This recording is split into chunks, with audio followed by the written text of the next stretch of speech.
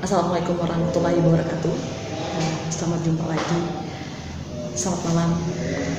Sekarang kita belajar tentang pendidikan anti korupsi bab 1. Ada beberapa definisi dari dunia bahwa dalam bahasa Latin korupsi adalah corruption, dan bahasa Inggris corruption.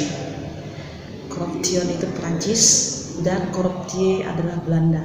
Akibatnya kebusukan, keburukan, kebejatan, ketidakjujuran dapat disuap tidak bermula penyimpangan dari kesucian. Yang dimaksud penyimpangan dari kesucian itu adalah bahwa seluruh orang yang menjabat itu kan pasti disumpah, namun dia telah melanggar sumpah tersebut. Nah, itulah artinya penyimpangan dari suatu kesucian. Dan kalau Malaysia dinamakan rasuah, dalam bahasa Arab itu riswah. Menurut Kamus Umum Arab Indonesia, riswah itu suap, atau secara terminologi berarti pemberian yang diberikan kepada seseorang atau pada hakim atau lainnya untuk memenangkan perkara dengan cara yang tidak dibenarkan atau untuk memperoleh kedudukan suatu perkara tersebut. Jadi dia bersikeras untuk memenangkan perkara tersebut untuk menang.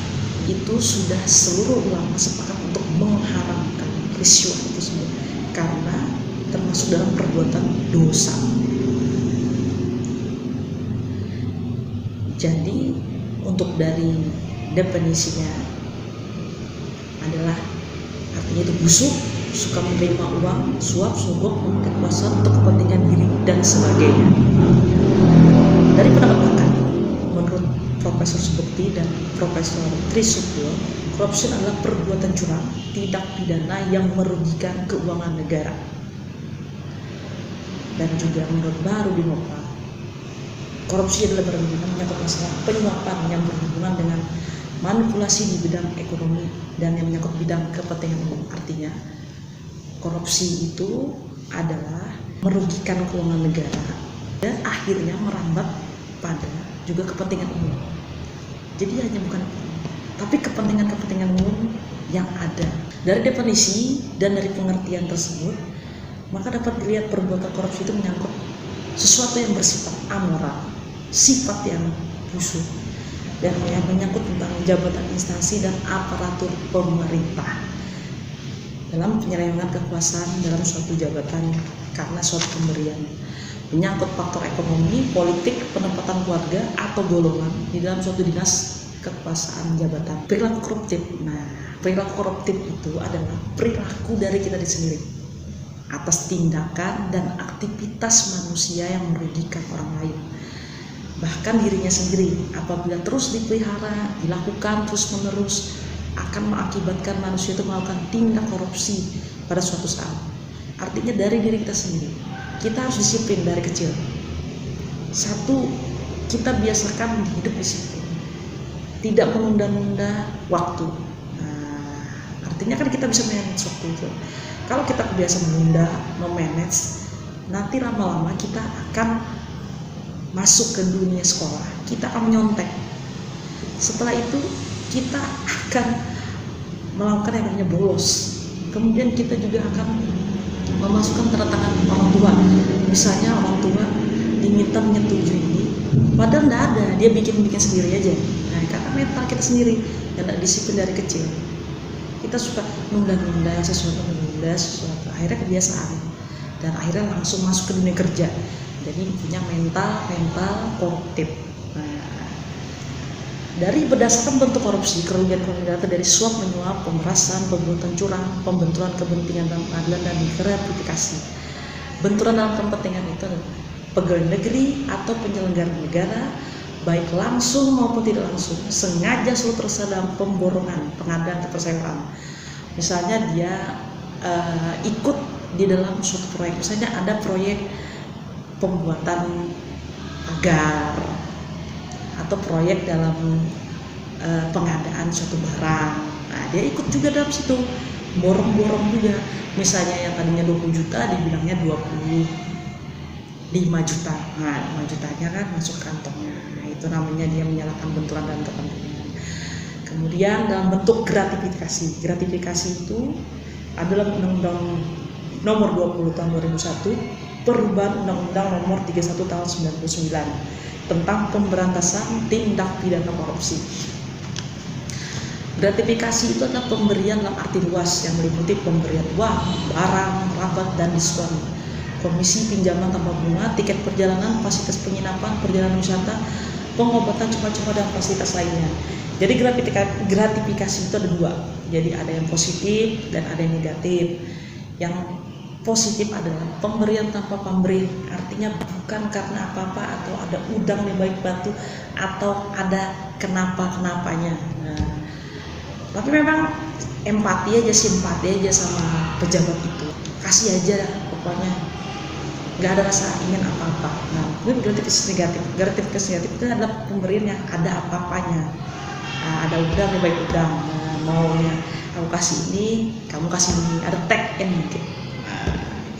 Kemudian bentuk kerugian keuangan negara, di mana itu memperkaya diri sendiri atau orang lain atau korporasi.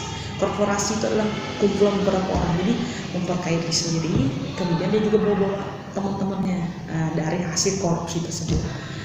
Bentuk pemerasan, artinya ada kasihan orang dalam suatu departemen tersebut melakukan penggunaan barang seolah punya utang sama dia minta, nah kamu kasih sama saya kalau kamu nitip barang, padahal kan tidak perlu, karena memang departemennya adalah departemen yang untuk pengadaan barang, tidak perlu dia minta. Nah, kayak kita bikin surat keuangan segala macam, kita nggak tahu, kita nggak perlu kasih atau dia nggak perlu minta. Nah, itu penggelapan dalam jabatan. Nah, penggelapan dalam jabatan itu misalnya dia di bagian keuangan, terus dia memanipulasi itu data, artinya dia minta yang tadinya 1 juta, dia menggelembungkan jadi 10 juta, dia bikin laporan fiktif. Nah, itu sudah menyalahgunakan. Setelah nanti diperiksa sama departemen yang bersangkutan atau departemen keuangan, akhirnya dirusaknya lagi. Itu padahal keuangan pertama itu dia sudah melakukan kesalahan di surat itu. Nah, jadi dirusaknya lagi, bikinlah yang ngeyel-ngeyel segala macam. Terus kalau sudah diperiksa baru dia bikin lagi yang baru. Nah, perbuatan curang itu juga kurang lebih seperti itu juga. Suap menyuap ya sama seperti gratifikasi yang tadi. Suap menyuap, meminta, menyuap karena menginginkan sesuatu. Sejarah panjang dari pemberantasan korupsi di Indonesia itu panjang banget kalau diceritakan ya. Jadi pemberantasan korupsi itu ada seluruh bangsa di dunia ini sangat-sangat berkomitmen untuk memberantas yang namanya korupsi.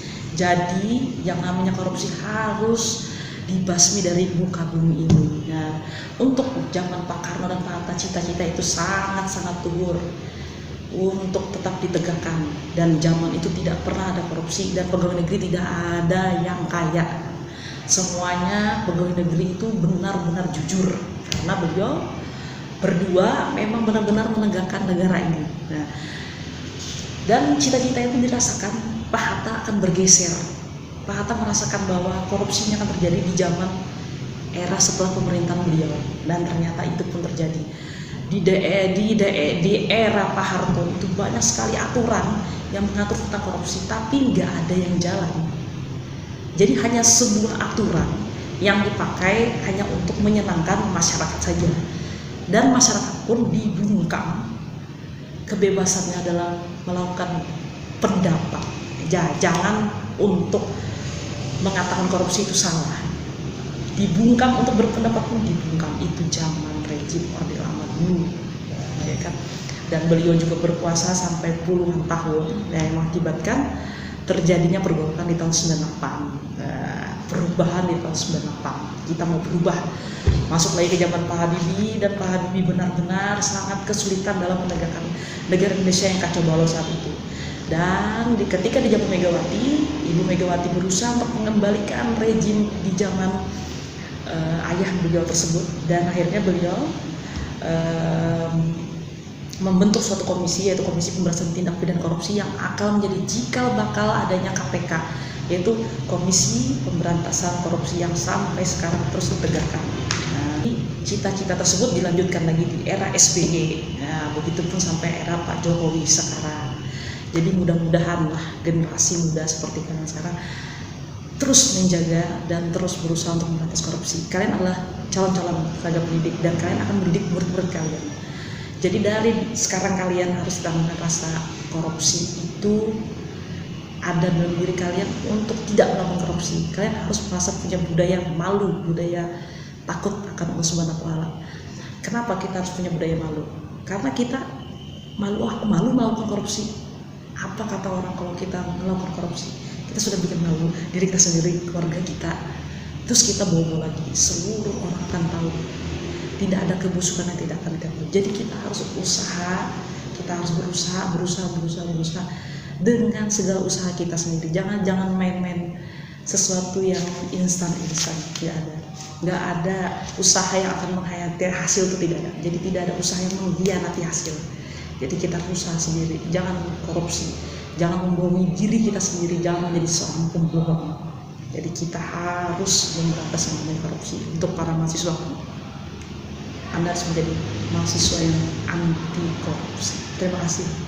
Wassalamualaikum warahmatullahi wabarakatuh.